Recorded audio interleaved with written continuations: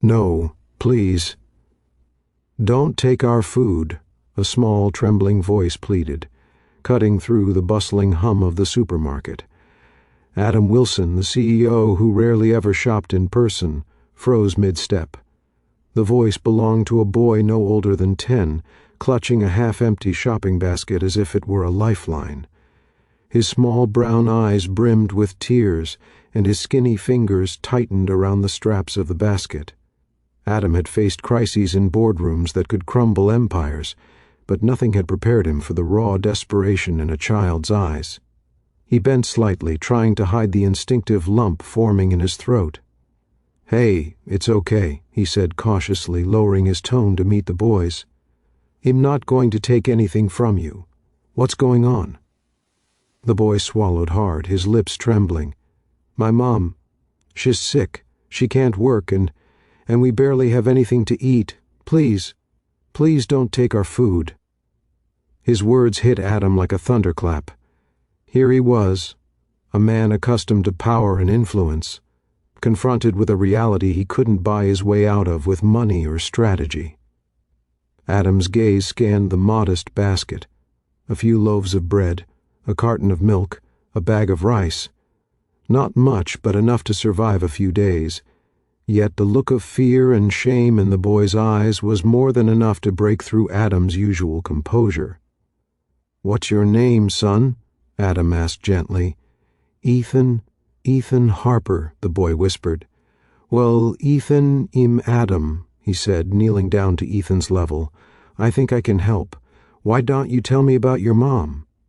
Ethan hesitated, then with a small shudder spoke of his mother, Clara.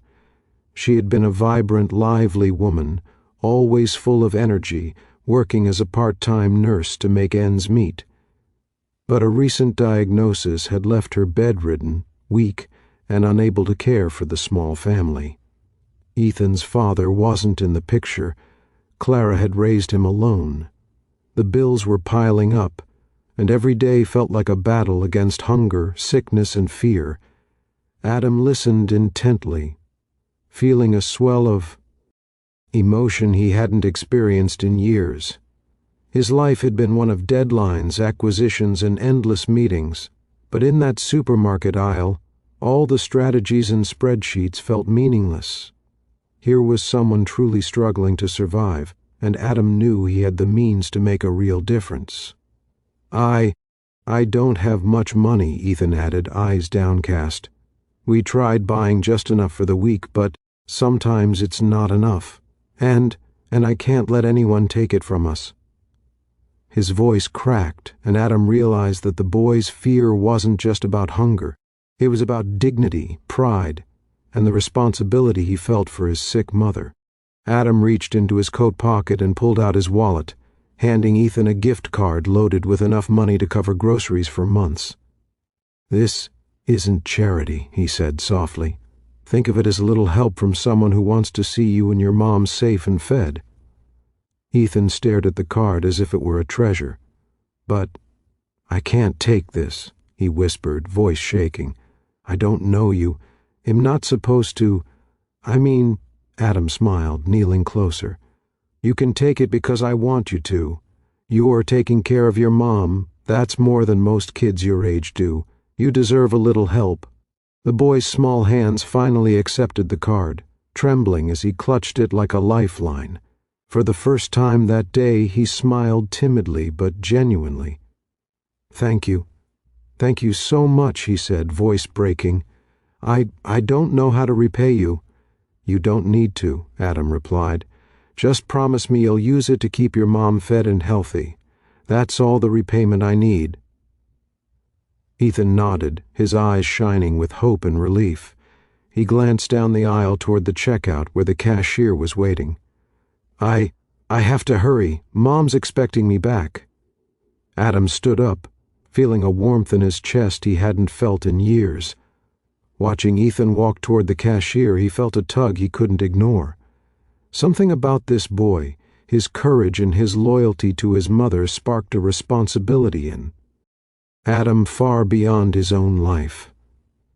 Over the next few weeks, Adam found himself thinking about Ethan and Clara constantly. He couldn't shake the image of that small boy, terrified of losing the little food they had. Finally, he decided to act. Using his resources, he arranged for Clara to receive proper medical care, ensuring she could get the treatment she desperately needed. He also set up a fund to cover the family's groceries and rent, giving Ethan and his mother a stable foundation. When Adam visited their modest apartment, Clara, frail but smiling, welcomed him with tears in her eyes. I don't know how to thank you," she whispered. "You've saved my son and me." Adam shook his head. "No, you saved yourselves. Ethan's courage, his dedication to you, that's what inspired me. I just helped a little along the way."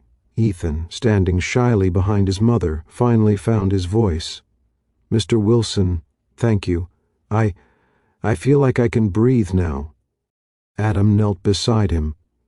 "That's all I wanted, Ethan, to give you both a chance to breathe. You've been carrying so much on your shoulders. Now you don't have to do it alone." Over time, Ethan's mother regained strength, and the family's life slowly began to stabilize. They weren't living in luxury, but for the first time in months, they weren't worried about where their next meal would come from. Ethan returned to school, his grades improving as the stress of survival lifted from his young shoulders. Adam, too, changed. The encounter had shifted something deep inside him, reminding him that the world wasn't just about profits and power. It was about connection, compassion, and the unseen struggles that so many faced every day. He became more hands-on in his philanthropic efforts, often seeking out families like the Harpers, ensuring children never went to bed hungry, and parents never had to choose between rent and food. Months later, Ethan wrote a letter to Adam. It was filled with childish drawings, heartfelt thanks, and a simple message: "Because of you, we have hope. Thank you for seeing us."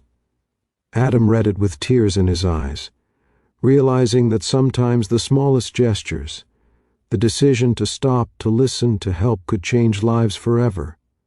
In that one moment, in a busy supermarket aisle, a boy's plea had pierced through a man's armor of success and indifference, and in doing so, it had reminded the world, or at least Adam Wilson, that compassion and humanity were the greatest powers one could ever wield. From that day on, Adam often thought of Ethan and Clara, not as charity cases, but as teachers. They had taught him that even a single act of kindness could ripple far beyond what anyone could imagine, and Ethan had learned that courage and honesty could call help when it was most needed. In the end, it wasn't money, status, or fame that mattered. It was love, care, and the courage to stand up for those we hold dear.